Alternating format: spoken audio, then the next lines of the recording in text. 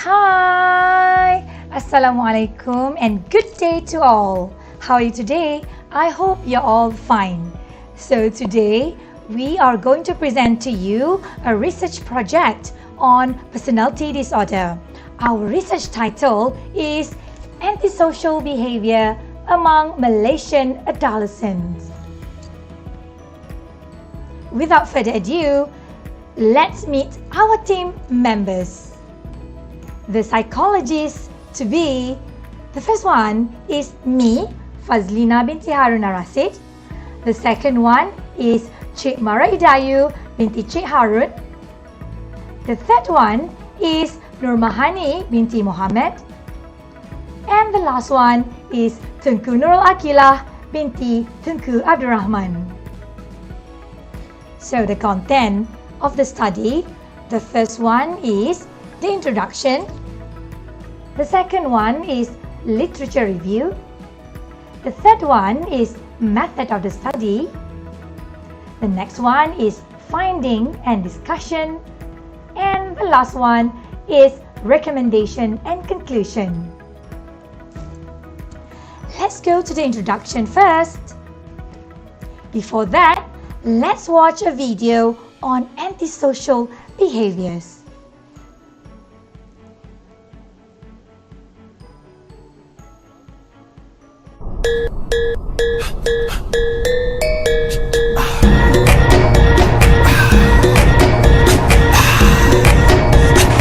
Suruh.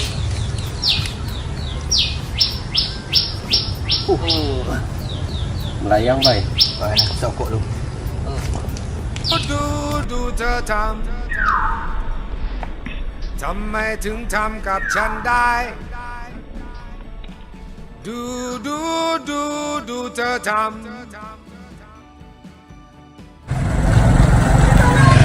All my friends are heathens, take it slow.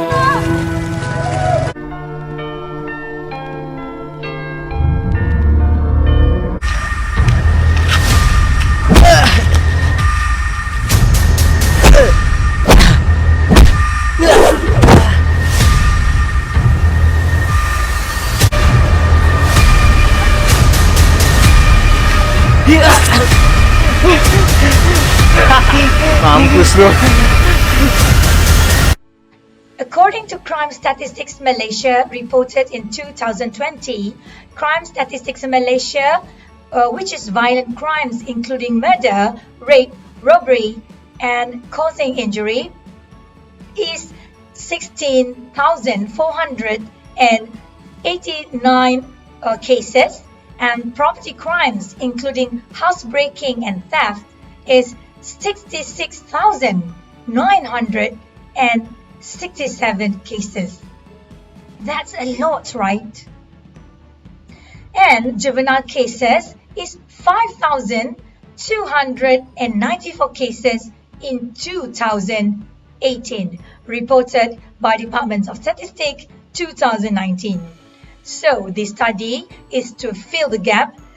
We need to investigate, and it is to solve the problems, as there is no study done on university students in Malaysia about antisocial behaviors. There are two research questions in this study. The first one is there any significant correlation between age of adolescents and antisocial behavior? The second one is, do male adolescents have higher tendency to involve in antisocial behavior? And our research objectives are all related to our research question. The first one is to find if there is significant correlation between age of adolescents and antisocial behavior. And the second one is to find if male adolescents have higher tendency to involve in antisocial behavior. There are many significance of the study. The first one is only a few studies done in relation of adolescents and antisocial personality disorder in Malaysia.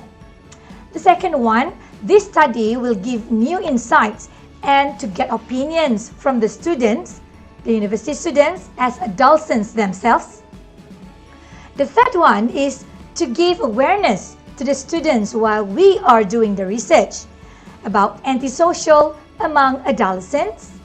And the last one is to help and to give data to the authorities and the policymakers to solve the problem regarding antisocial as well as social problems in our community. Let's go to the next one. Assalamualaikum and hello everyone. I'm Cik Mara IDAYU binti Cik Arun will continue in presenting about literature review. In literature review, we will discuss about age and antisocial behavior, sex and antisocial behavior, factors contributing to antisocial behavior, the role of parents, and antisocial behavior in an Islamic perspective.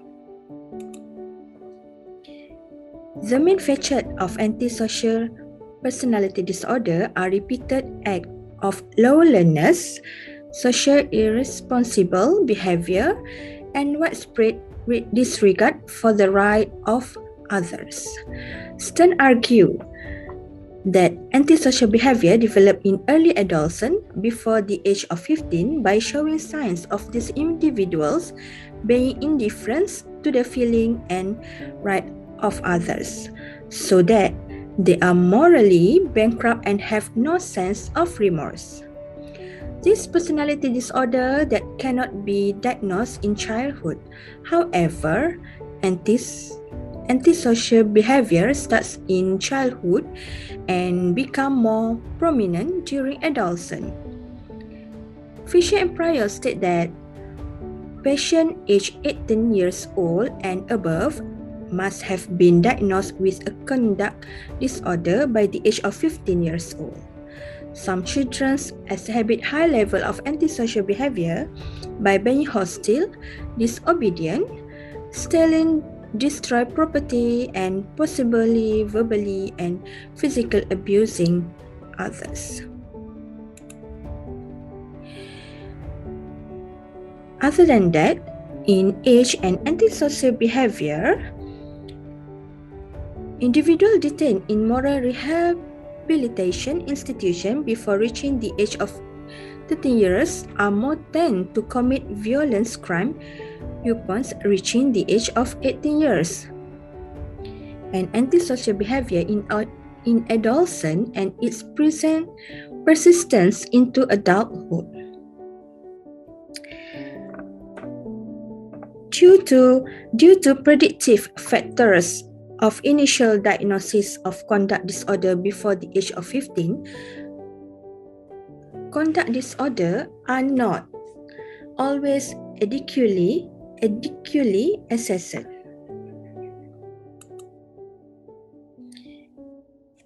These antisocial behavior problems typically appear in early childhood and during adolescence and are more common in boys. The gender distribution involved in antisocial behavior tend to be male, with 3 to 5 times more likely to be diagnosed with antisocial personality disorder than female, with 6% male and 2% female diagnosed in the general population. According to data released by the Malaysian Prison Department, admission and release statistics for juvenile and gender categorized starting 2015 show that approximately 92% of prison inmates are male. The study conducted by Fazlina showed a younger generation of men in the marginalized and mainstream area show a social behavior such as peer relationship problems, behavior hyperactive, prosocial behavior, and behavioral disorders that are relatively higher than the younger woman. While from the emotion problem aspect, Young women in the same area show emotional problems are relatively high than young men.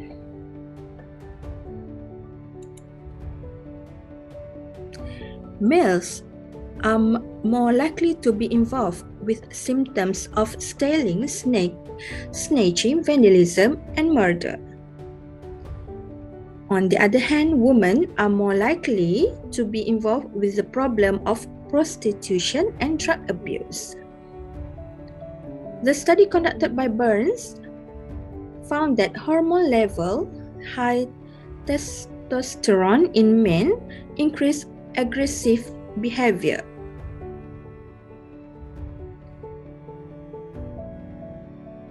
As well, encouraging them to be involved in criminal often compared to women. Therefore, men are more likely to engage in criminal because they are prone to aggressive behavior as well as leaking, dominating other compared to women with feminine characteristics such as considerate and loving. Women are less motivated to engage in criminal activity because they are afraid to face with problem of stereotype and negative stigma from global community. Now let me discuss about factors contributing. In this presentation, we will discuss five factors contribute to the antisocial disorder, and family contribute for the most causes in antisocial behavior. First of all, let's discuss about genetics. According to Fisher and Pryor, said that various studies in the past have shown differing estimation of heritability ranging from 38% to 69%. A study of 5 years twin showed that for children with father who had high level of alcohol use disorder, the more time they lived with their father, the more behavioral problems they faced. Environmental factors associated with the development of antisocial personality disorder include children's poor experiences of physical and sexual abuse, as well as neglect, along with child psychopathology.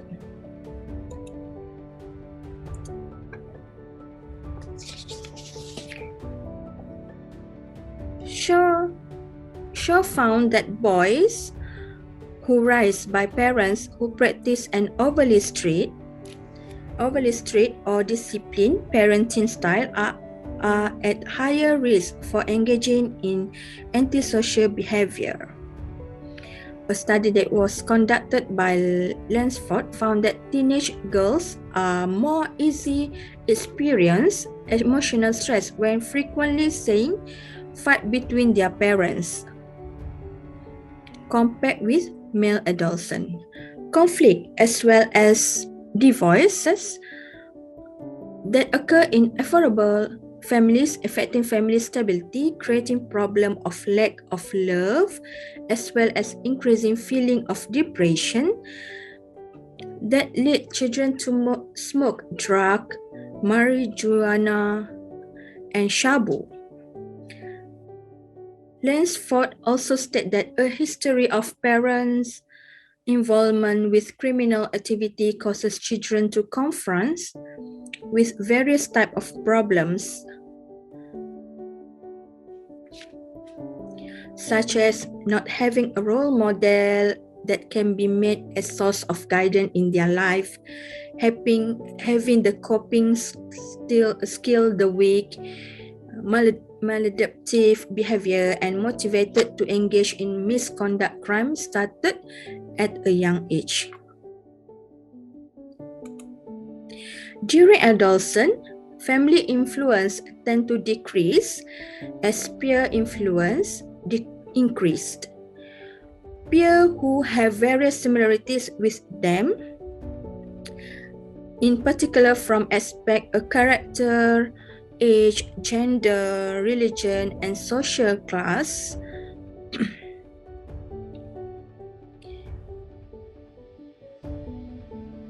adolescents engage in antisocial behavior because influenced by their peers. Typically, a teenager is influenced by peer pressure to engage in activities, crime, given that such conduct capable of benefiting themselves, especially from the aspect of improvement of status among peers, gaining protection from friends from the same group, get rid of feeling bored, as well as having the opportunity to earn a lot of money in an easy way. And the last factors is community. Individuals from the middle and lower social classes are at higher risk for involvement with antisocial behavior because it is plagued with problem of unemployment, poverty, and low level of education. A study conducted by Fazlina found that men who are in age range 15 to 18 years old are more likely to engage with the antisocial behavior because associated with the problems of unemployment that drive an individual to get stuck with criminal misconduct for needing money to buy basic necessities like food and drinks. Males adolescents live in high risk area are more likely to be catch up in criminal activity compared to adolescent girls living in the same area. From the discussion, there are important to the factors play their roles, especially parents. Parents can be influenced their children in behavior and friendship.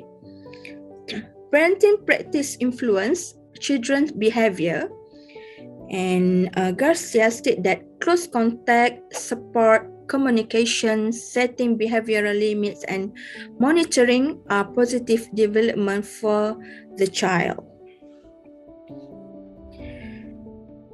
as well as setting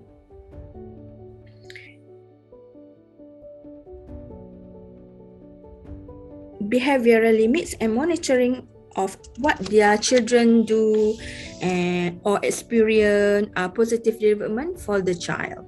Parental friendliness and behavioral control are protective factors for children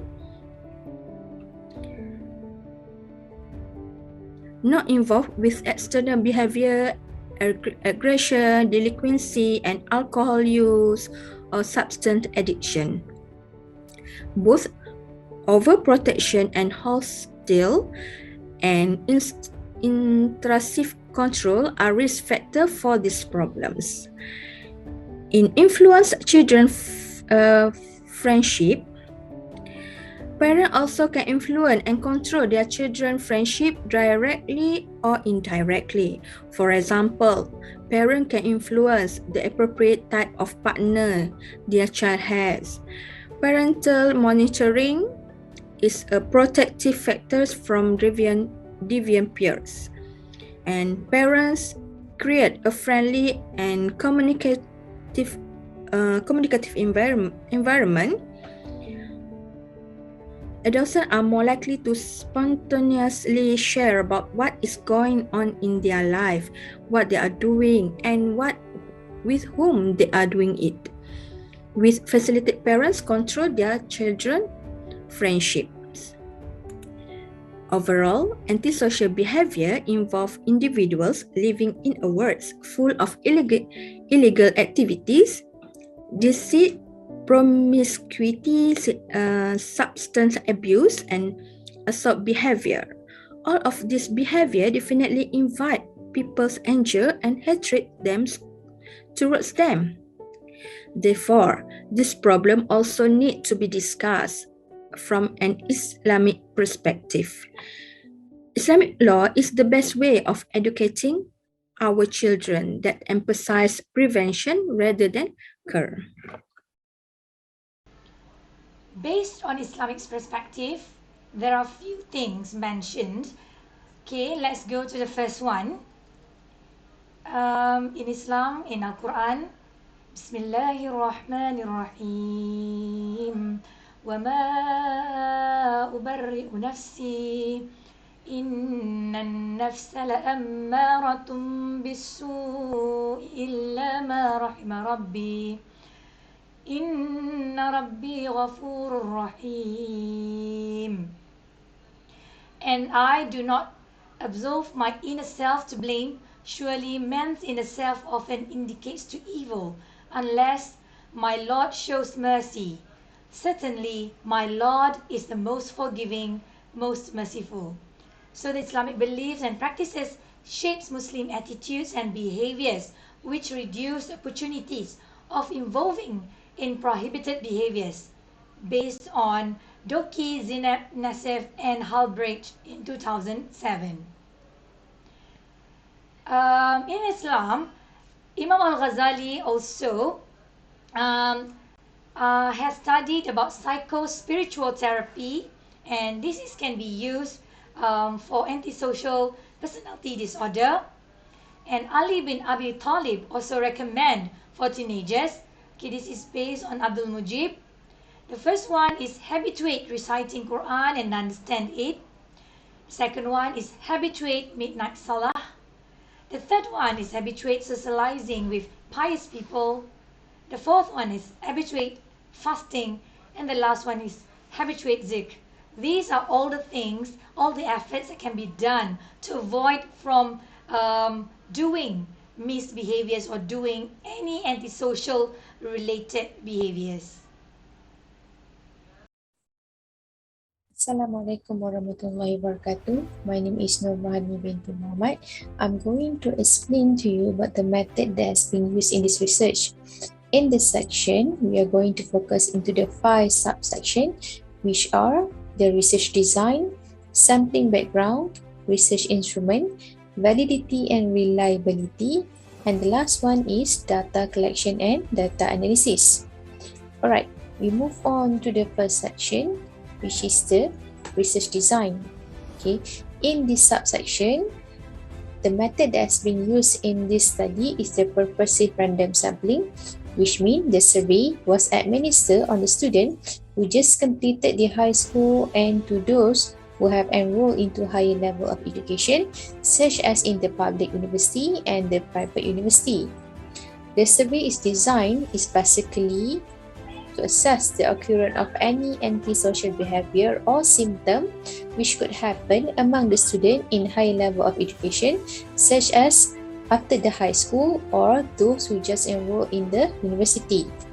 In the survey, is divided into 2 parts. The part 1 is the demographic profile, while in the part 2 is measuring the development of antisocial behavior among the students who are currently receiving higher level of education.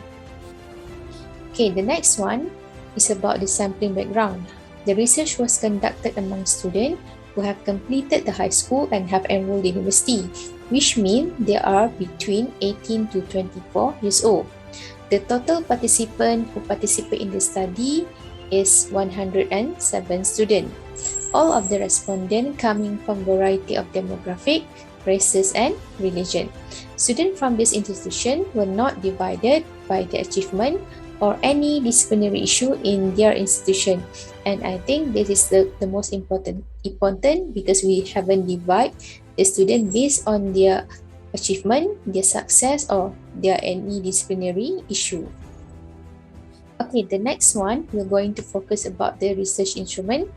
The survey has been administered in the Google form because we have the constraint of the COVID-19, which means we can't having a face-to-face session with most of the students. So we thought the Google form can be used to administer the survey to the student efficiently.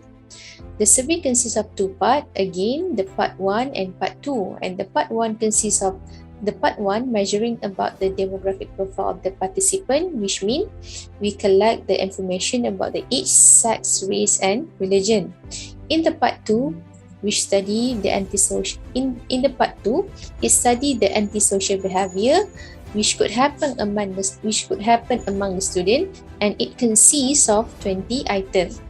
And actually, this survey is being adapted from the psychopathic checklist revised, which means it is an inventory which has been developed from a Canadian psychologist previously. And this survey also implement Likert scale question on 3-point scale, which means starting from 0, 1 and 2.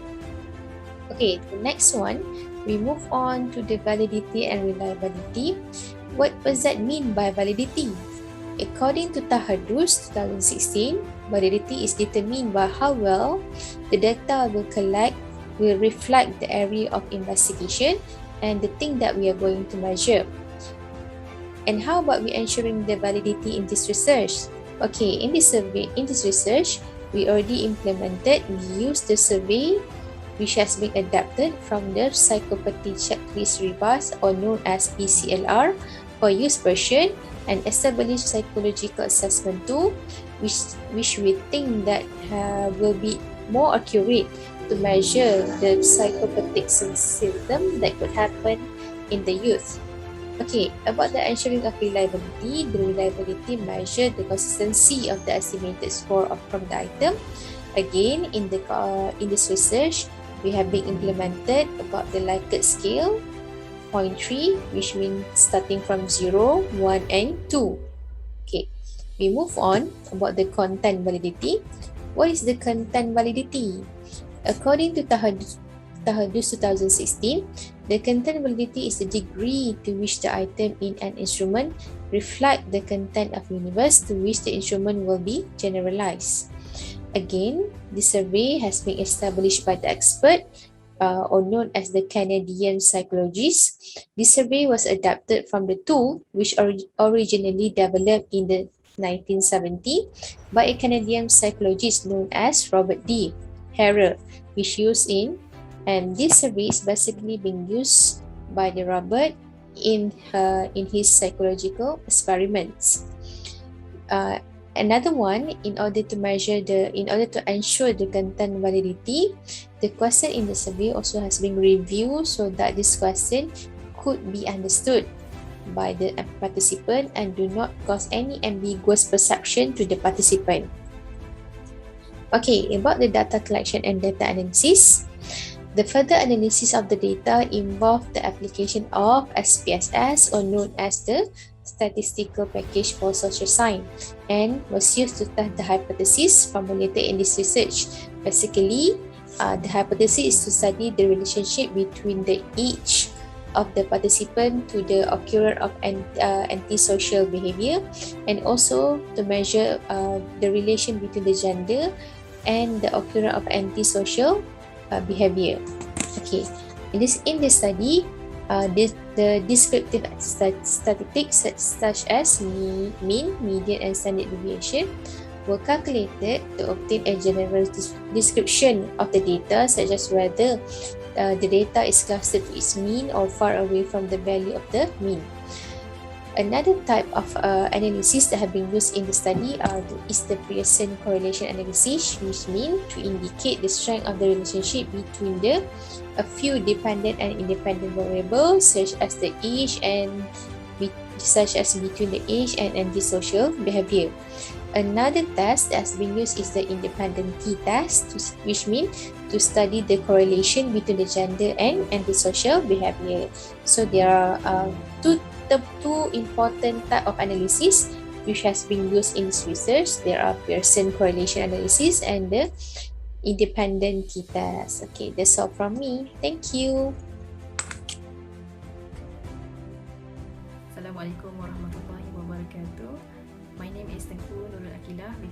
Ahmad.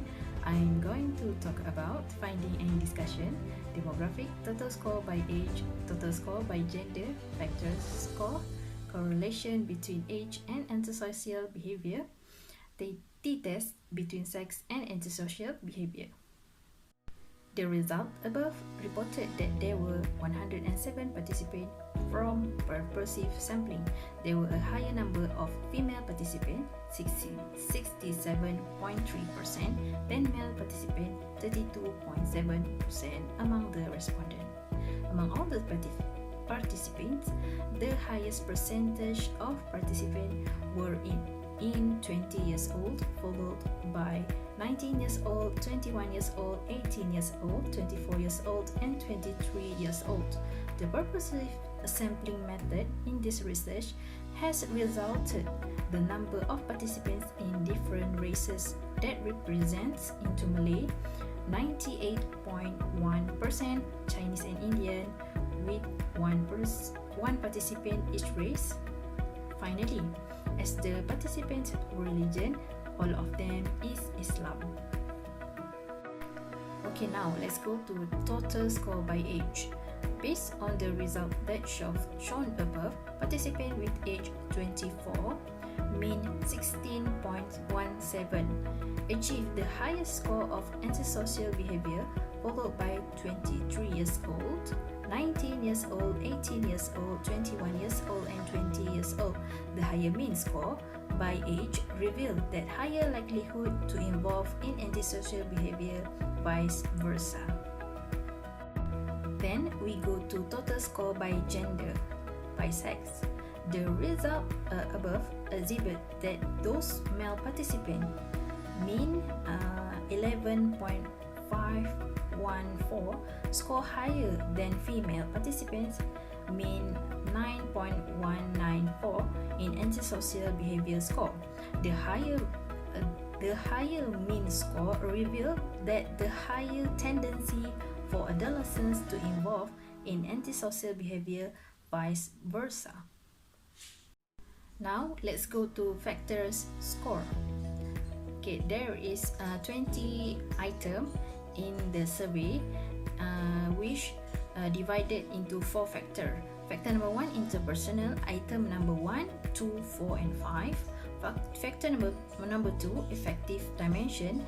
Item 6, 7, 8, and 16. Factor number 3, lifestyle. Item number 3, 9, 13, 14, 15. Factor number 4, antisocial. Item number 10, 12, 18, 19, and 20. And item number 11 and 17 not part of any factor.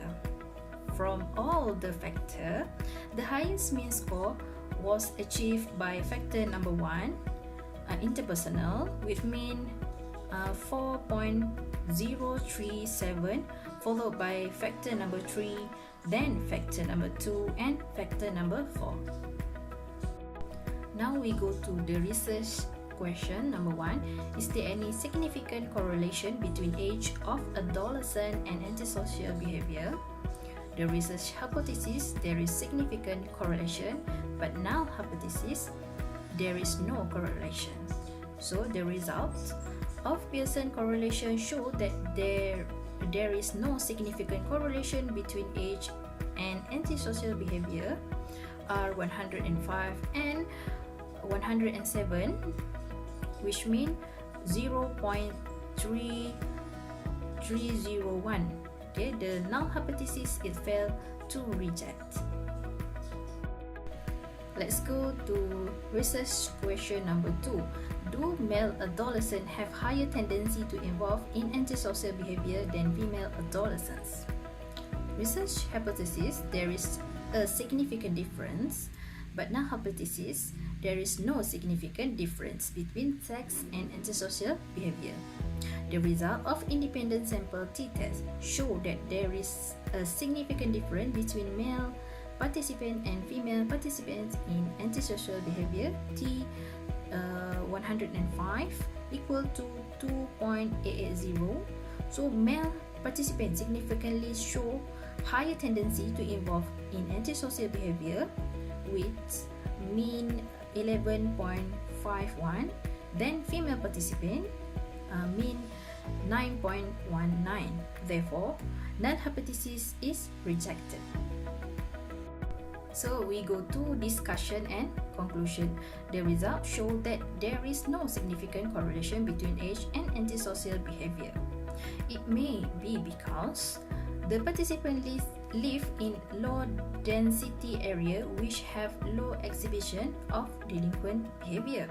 Besides, it is also shown that male participants significantly show higher tendency to involve in antisocial behavior. This is explained by the masculinity in male, which is strongly related to rudeness, aggressiveness, and vandalism or violence. Whereas female, their femininity, caring, and comforting does not entangle with delinquent behavior. Now we go to the limitation of the study. Number 1, low number of participants. There were only 107 participants involved in this study. Number 2, self-report survey. This method could lead to systematic error or statistical bias.